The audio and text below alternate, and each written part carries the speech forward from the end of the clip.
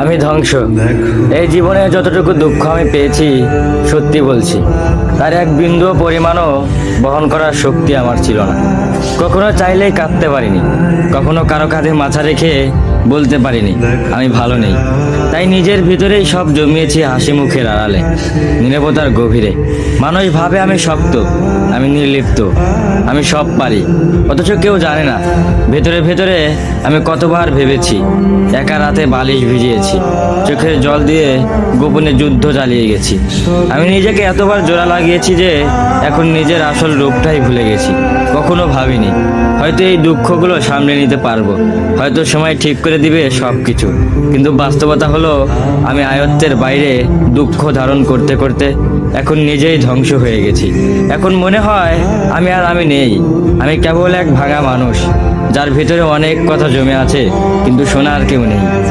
সবাই বলে খারাপ সময় সবসময় থাকে না, সময় ভালো হয়ে যাবে, কিন্তু কেউ বোঝে না সময় শুধু ক্ষত তৈরি করে, সেগুলো শুকায় না।